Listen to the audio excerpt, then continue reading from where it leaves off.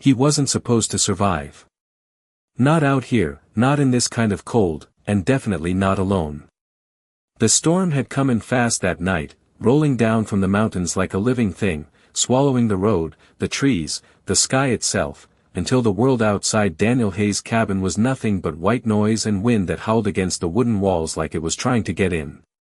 Snow piled up against the porch in thick, uneven drifts, already past a foot deep, and the temperature had dropped well below freezing, the kind of cold that didn't just chill your skin but sank deeper, into bone, into memory.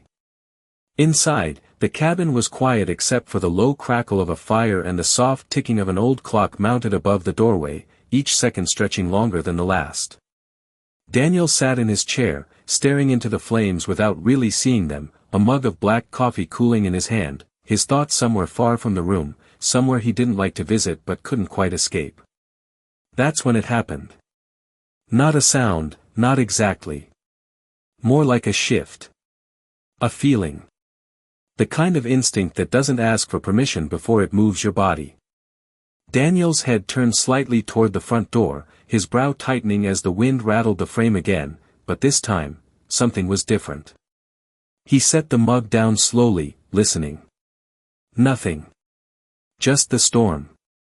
But the feeling didn't leave. It pressed in, quiet but insistent, like a whisper you can't quite hear but somehow understand. He stood, boots heavy against the wooden floor, each step measured as he moved toward the door. Outside, the wind surged again, carrying with it a sharp gust that slipped through the seams and brushed cold against his neck.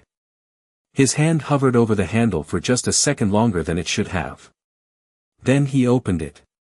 The cold hit first, sharp and immediate, stealing the breath from his chest as snow swirled in through the doorway. For a moment, he saw nothing but white, the storm blinding and endless. And then, a shape. Right at the edge of the porch, half buried, barely more than a shadow against the snow. A dog. A German shepherd.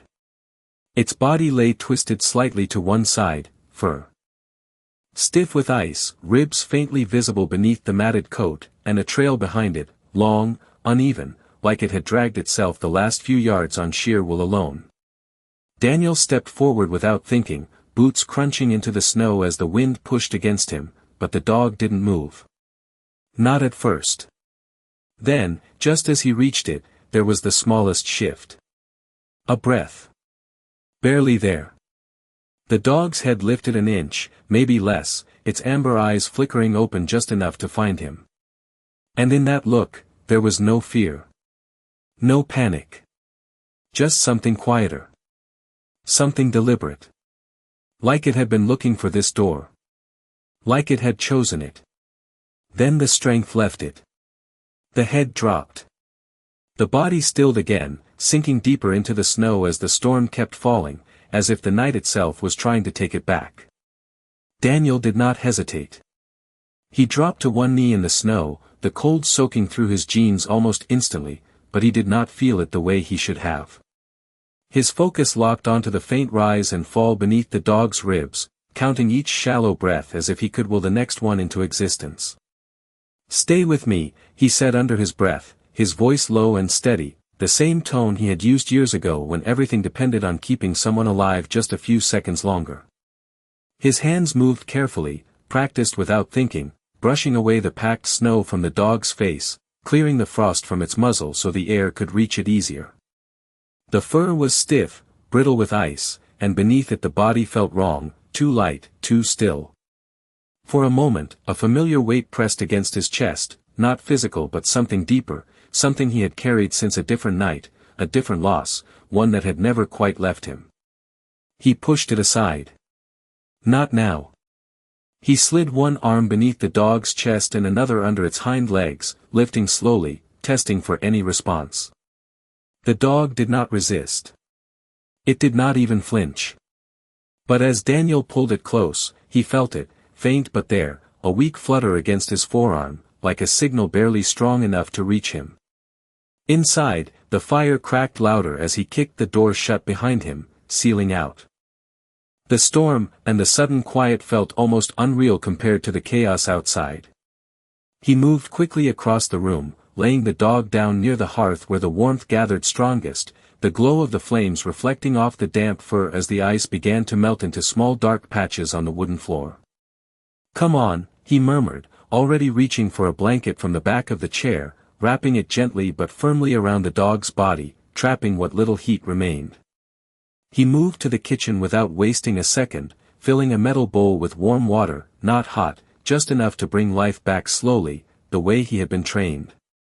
When he returned, the dog's eyes were still closed, but the chest moved again, uneven, fragile. Daniel knelt beside it, dipping a cloth into the water and pressing it lightly against the dog's paws, then along its sides, careful, patient, as if each touch mattered more than the last.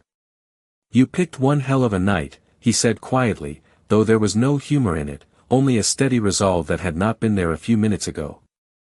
The wind outside slammed against the walls again, rattling the windows, but inside the cabin, something shifted. The dog gave the smallest reaction, a twitch beneath the blanket, almost too subtle to notice, but Daniel saw it. He always noticed. His hand paused, hovering just above the dog's shoulder, waiting, watching. Then it came again. A faint movement. Not random. Intentional.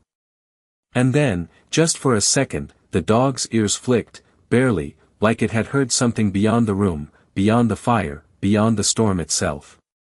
Daniel's eyes narrowed slightly, a quiet instinct rising again, the same one that had pulled him to the door. "What is it?" he whispered, more to the moment than the animal, because something about this did not feel like chance. Not the way it had arrived. Not the way it had held on just long enough. And not the way it reacted now, even on the edge of collapse, like it was still listening for something that had not yet reached them. The movement was small, but it was not random. Daniel had seen enough in his life to know the difference between a body shutting down and a mind still fighting to stay present.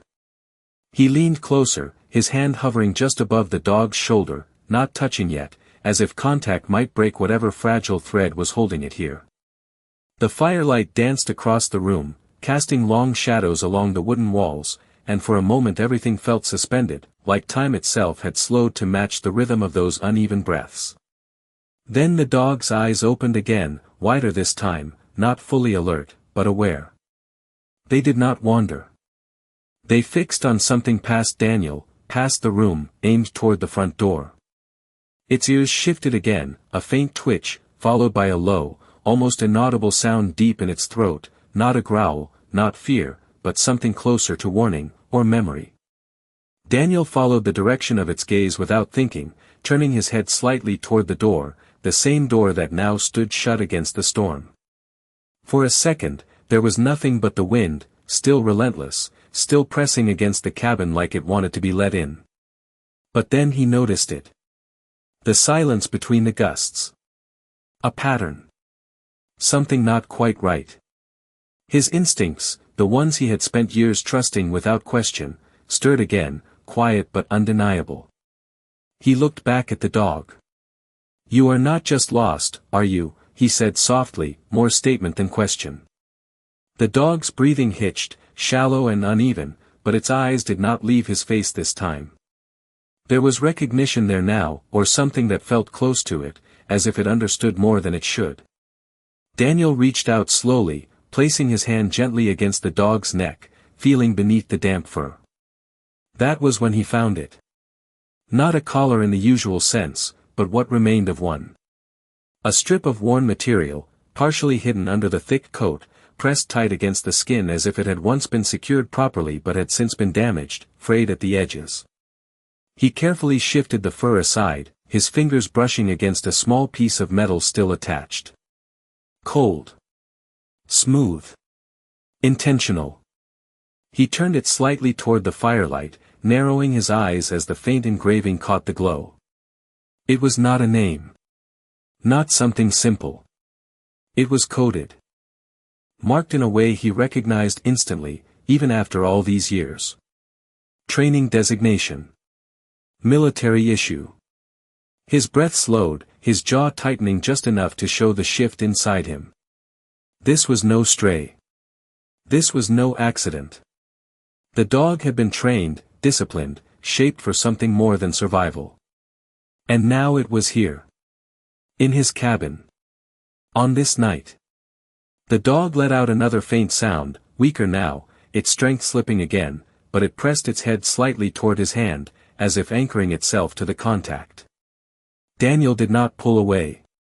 He adjusted the blanket instead, tucking it closer around the body, sealing in the warmth, his movements more deliberate now, more focused. "All right," he murmured, the quiet resolve in his voice returning, stronger this time, steadier. "I see you." Outside, the storm continued without mercy, but inside, something had changed. This was no longer just about keeping a dying animal alive. This was something else. Something that had walked through miles of freezing darkness for a reason. And whatever that reason was, it had not finished yet. Daniel did not move for a long moment after he saw the marking. The fire cracked softly behind him, steady and warm, but the air in the room felt different now, heavier, like something unseen had stepped inside with the storm and chosen to stay.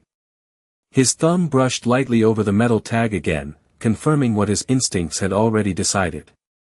This was not coincidence. Not distance. Not desperation alone. This dog had come here with purpose.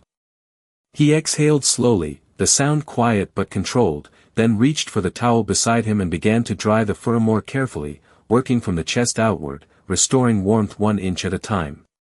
"You held on for a reason," he said under his breath, his voice low, almost like a promise being spoken rather than a thought.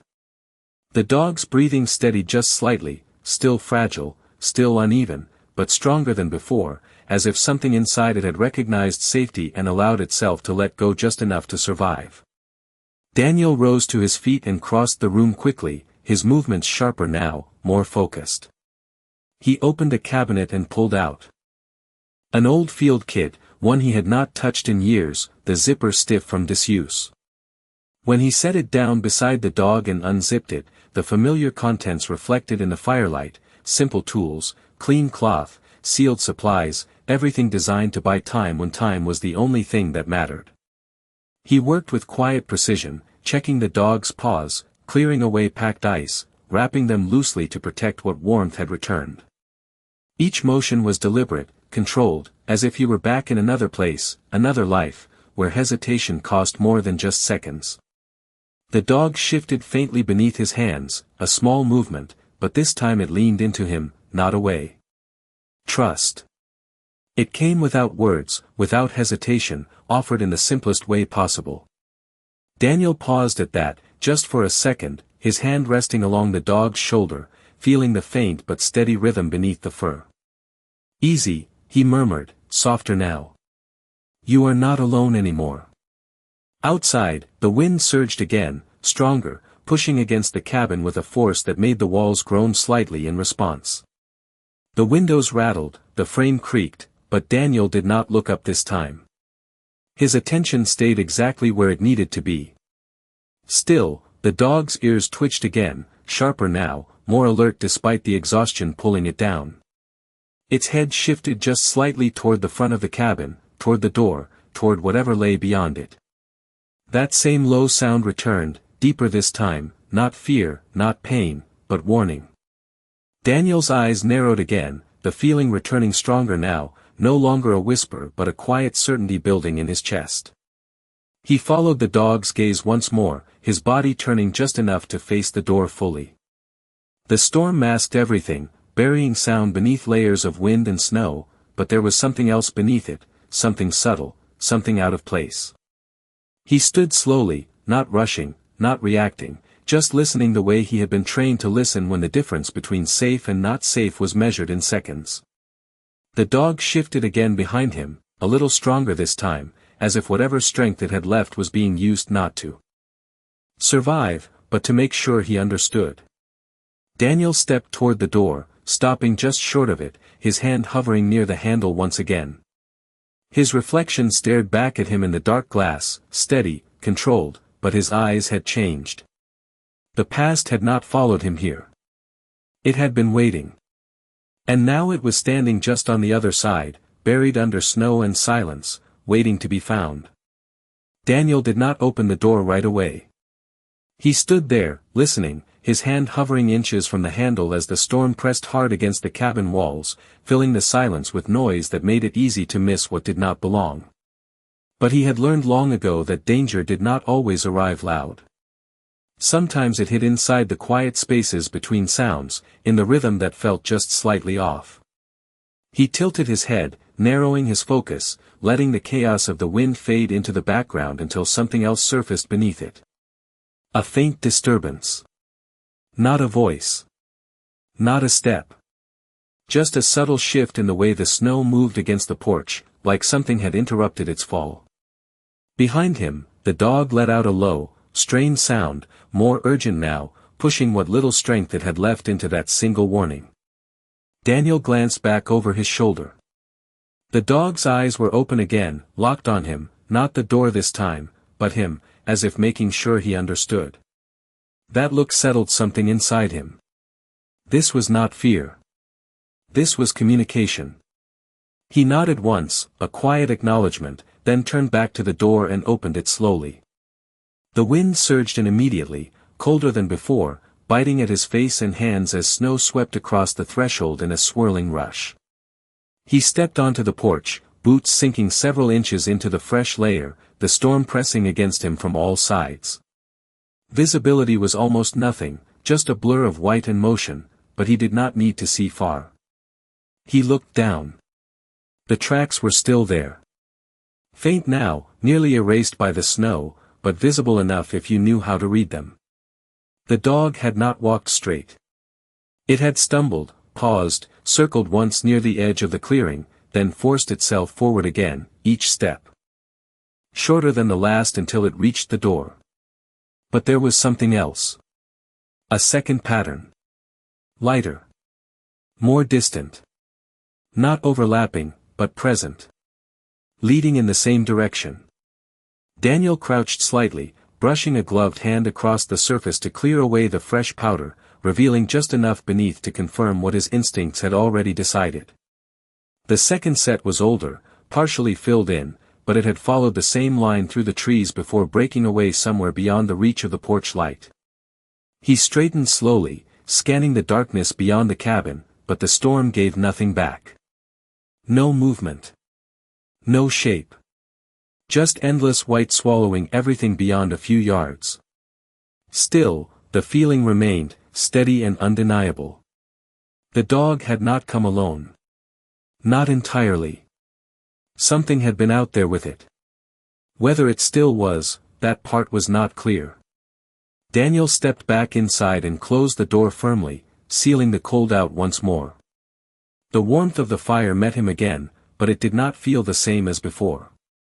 He moved quickly to the dog's side, kneeling beside it, his presence closer now, more grounded. "You ran from something," he said quietly, his voice steady, not asking, not guessing, but recognizing. The dog's breathing hitched again, then steadied, and its eyes softened just slightly as if that truth, spoken out loud, allowed it to release something it had been holding on to. Daniel adjusted the blanket once more, his hand resting gently along the dog's neck, feeling the fragile but persistent rhythm of life beneath his fingers. Outside, the storm continued without pause, erasing tracks, covering signs, hiding whatever had been left behind. But inside the cabin, the truth was already there. And whatever had driven that dog through miles of snow and cold to reach this door, it was not finished yet. Daniel stayed beside the dog, his hand resting lightly against its neck, feeling each fragile breath as if it mattered more than anything else in the world. The fire crackled steadily, casting a soft, flickering glow across the room, but his attention never drifted from the animal in front of him. Outside, the storm continued to bury everything beneath layers of snow, erasing the past with every passing minute, but inside the cabin, the truth lingered, quiet and unshaken. He reached for the field kit again, pulling out a small thermometer, checking the dog's temperature with careful precision. Still low, but rising. Slowly. That was enough. It had chosen to survive. That mattered. He set the tool aside and poured a small amount of lukewarm water into a shallow dish, bringing it close to the dog's muzzle. "Easy," he murmured, "steady, patient." At first, there was no response.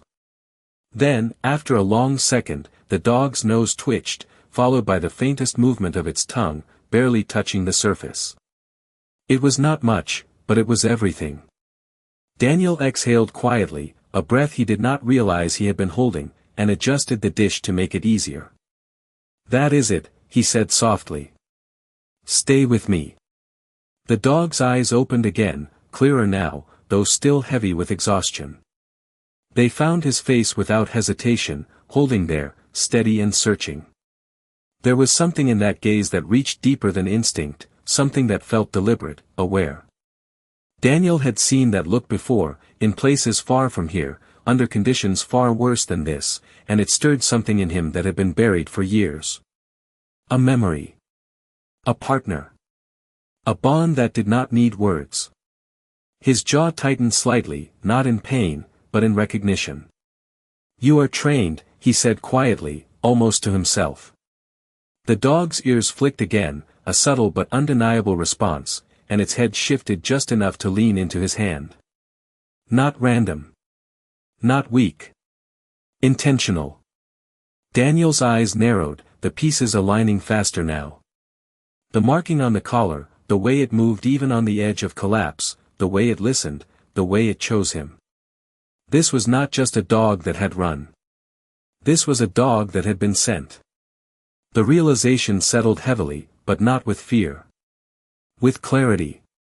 He rose slowly and crossed the room, pulling a worn blanket from the back of the couch and draping it closer to the fire, building a thicker barrier of warmth. Then he returned, kneeling again, his movements calm but purposeful. "All right," he said, his voice steady, grounded in something deeper than uncertainty now. "If you made it this far, then you are not done yet." The dog's breathing steadied further, still shallow, still fragile, but no longer fading. It stayed with him, anchored by the warmth, by the contact, by something unseen that held it in place. Outside, the wind surged again, rattling the windows, but Daniel did not look up. His world had narrowed to this moment, this space, this quiet fight between life and everything trying to take it away. The dog shifted again, stronger this time, its paw pressing faintly against the floor as if testing its own strength. Daniel noticed immediately, his hand steadying it without force, just presence. "Not yet," he murmured. "You rest." The dog stilled, as if it understood, its body easing slightly beneath the blankets. But its eyes did not close. They remained open, watching him, measuring, waiting. And in that silence, in that shared understanding, Daniel realized something else. This was not just about survival. This was about timing. The dog had not collapsed anywhere. It had made it here. To him. On this night. And whatever it had come to say, it was not finished yet. The fire had settled into a steady burn, its warmth filling the cabin in a way that felt almost protective, like a quiet barrier between this moment and everything beyond the walls. Daniel remained close, one knee on the floor, one hand resting lightly along the dog's shoulder, feeling the slow, stubborn rhythm of life continuing beneath his fingers. Minutes passed, or maybe longer. Time did not move the same way anymore. It stretched and folded around the small, fragile space where survival was still being decided. Then the dog shifted again. Not a twitch this time. A deliberate movement. Its head lifted slightly, trembling under its own weight, but holding. Daniel leaned in immediately, his hand steadying without forcing, letting the dog find its own balance. "That is it," he murmured, voice low, controlled. "Take it slow." The dog's ears lifted a fraction, responding not just to his tone, but to something inside it that had not given up. Its eyes, clearer now, scanned the room briefly before. Settling back on him. And then, something changed. The hesitation that had been there before, the distant edge of survival, softened. What remained was focus. The dog shifted again, this time pulling one front leg beneath its body, testing the ground, pressing gently as if measuring strength. It faltered for a second, then held. Daniel watched closely, his instincts sharp, ready to intervene, but he did not interrupt. This was not panic. This was intent. "Easy," he said again, quieter now, almost like a reminder rather than instruction. The dog pushed slightly higher, chest lifting from the floor, breath catching, then steadying again. It was not standing. Not yet. But it was no longer collapsing. It was choosing to rise. Daniel exhaled slowly, something inside him loosening that he had not realized was still tight. He had seen this before, not in a cabin, not in the quiet of snow and firelight, but in places where the stakes had been measured in seconds and the cost of failure had been absolute. The look in the dog's eyes now was the same. Not fear. Not confusion. Purpose. He shifted his position slightly, giving the dog space, his hand still close enough to catch if needed, but no longer guiding. The dog adjusted again, its body settling into a more stable position, legs tucked beneath it, head raised just enough to see beyond the immediate. And then it turned. Slowly, deliberately, toward the door. Daniel followed the movement, his gaze narrowing once more. The dog's ears sharpened, its posture tightening just enough to signal awareness. Not alarm. Not yet. But readiness. A low sound escaped its throat again, faint but controlled, directed toward the same point it had been watching since the beginning. The door. The storm beyond it. Daniel stood slowly, his movements quiet, measured, matching the shift in the room. He did not rush. He did not question. He simply listened. The wind outside surged and fell, relentless, but beneath it, that same subtle disruption remained, just beyond reach, just out of sight. He stepped closer to the door again, stopping just short, his hand lowering to his side this time instead of reaching for the handle. Behind him, the dog held its position, watching, waiting, its presence no longer fragile but steady in a different way. It had crossed the line between surviving and acting. Daniel's jaw tightened slightly, not in fear, but in recognition. Whatever had driven this animal through miles of freezing darkness had not been random. It had been directed. And now, as the storm pressed harder against the cabin, as the silence between the gusts stretched thinner, one truth settled fully into place. The dog had not come here to be saved. It had come here to make sure something else was not ignored. Daniel reached for the handle this time, not because he wanted to, but because he understood that waiting any longer would not change what was already out there. The dog behind him shifted slightly, a quiet signal, steady and deliberate, not urging him forward but not holding him back either. It trusted him to see it through. That alone told him everything he needed to know. He opened the door slowly, controlling the movement against the pressure of the wind, and stepped out into the storm once again. The cold struck immediately, sharper than before, cutting through layers, demanding attention, but he moved forward anyway, boots pressing deep into the snow that had already begun to erase what little remained of the tracks. The porch light cast a faint circle of visibility, barely reaching past the edge of the clearing, but it was enough. He crouched slightly, scanning the ground, reading what the storm had not yet claimed. The first set of tracks, the ones that had led the dog here, were nearly gone now, reduced to shallow impressions and broken lines. But the second set, the older ones, told a different story. They did not wander. They did not hesitate.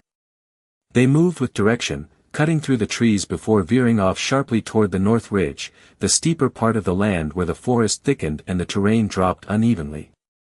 Daniel followed their line with his eyes, tracing the path as far as he could see before the storm swallowed it whole. He stood there for a moment, letting the wind push against him, letting the silence between the gusts settle again, and then he heard it. Not loud. Not clear. Just a faint, distant sound carried unevenly through the storm. It could have been the wind shifting through branches. It could have been nothing. But it was not nothing. His posture changed instantly, subtle but complete, every sense aligning toward that single point beyond the trees. He took one step forward off the porch, then another, boots sinking deeper as the snow reached higher along his legs, the cold tightening around him with every inch. Behind him, from inside the cabin, the dog let out a low, steady sound, stronger now, not pleading, not weak, but anchored.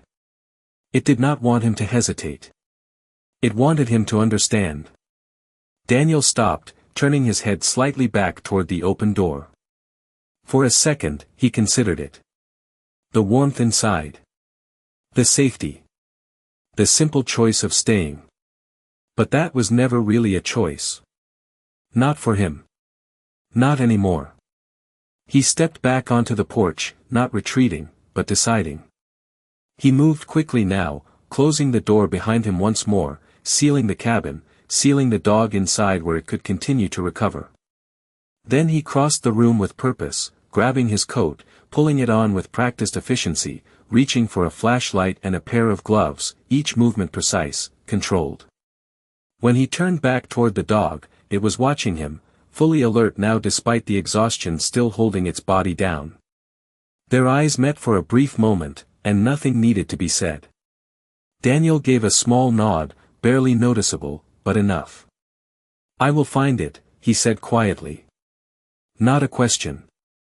Not a promise made lightly. A decision. The dog's ears flicked once in response, its body settling slightly as if that was all it had needed to hear. Daniel moved to the door again, pausing only long enough to take one steady breath before opening it and stepping out into the storm for a third time, this time not reacting, not searching, but following. The wind swallowed him almost immediately, the snow closing in behind him, erasing his presence as quickly as it had erased the past. And inside the cabin, the dog remained by the fire, eyes still open, still listening, as if even from here, it could feel the distance narrowing between what had been lost and what was about to be found. The storm swallowed sound first, then distance, then direction, until Daniel could no longer tell how far he had gone from the cabin, only that each step forward mattered more than the last. The wind pressed hard against his chest, forcing him to lean into it, boots breaking through layers of snow that reached nearly to his knees in some places, each movement slower, heavier, deliberate. He kept his focus low, scanning the ground between gusts, reading what little remained of the older tracks before they vanished completely. There were moments when they disappeared altogether, erased by fresh snowfall, and in those seconds he did not stop. He trusted the line they had set, the direction they had held, the quiet certainty that had guided him this far. Then the land shifted. The trees grew closer together, branches heavy with snow bending low, narrowing the path into something tighter, more confined.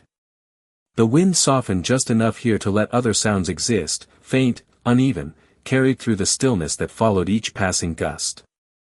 Daniel slowed, listening, letting his breath settle, letting the world come back into focus one piece at a time. And then he heard it again. Clearer now. A small sound, not strong, not loud, but real. He turned slightly, adjusting his path toward it, moving between the trees with careful steps, each one measured, each one chosen.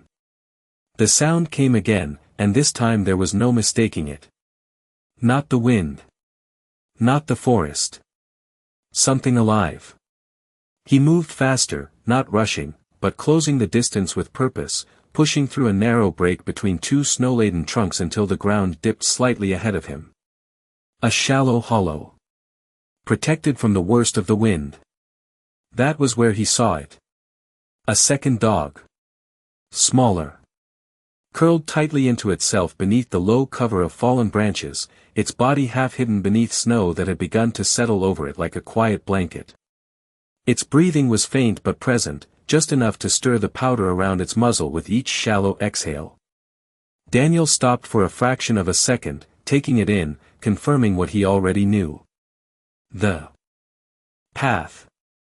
The distance. The timing. The first dog had not been running alone. It had been leading him here. He moved forward carefully, lowering himself into the hollow, brushing away the snow with steady hands, clearing space, creating air, creating warmth where there had been none. "I got you," he said quietly, his voice calm, grounded, carrying the same certainty he had spoken back in the cabin. The second dog did not react much, only the faintest shift beneath his touch, but it was enough. Enough to hold on. Enough to matter. Daniel slid one arm beneath its body, lifting slowly, testing its weight, feeling the fragile warmth that still remained. He stood carefully, securing the dog against his chest, turning back toward the direction he had come from. The storm pressed against him again as he stepped out from the shelter of the trees, stronger now, louder, but it no longer felt like something he had to fight. It felt like something he had already moved through. Each step back was just as heavy, just as slow, but now there was no uncertainty in them. Only direction. Only purpose. Only the quiet understanding that what had begun at his door had not been random, had not been luck, had not been chance. It had been a message carried through snow and silence by something that refused to let another life fade unseen. And as the cabin light finally came back into view through the storm, faint but steady against the darkness, Daniel held the second dog closer, not for warmth alone, but for something deeper, something that did not need words to exist. Inside, the fire still burned, and the first dog waited, not in fear, not in weakness, but in quiet knowing, as if even from there, it had never lost sight of what mattered most. And when the door opened again, letting the storm spill briefly into the warmth before being shut out once more, the space between them closed without sound, without hesitation, without doubt. Some things do not need to be explained. Some things only need to be seen. And in that moment, with both lives still holding on, still breathing, still present against everything that had tried to take them, the truth settled in the simplest way possible. Sometimes survival is not the miracle.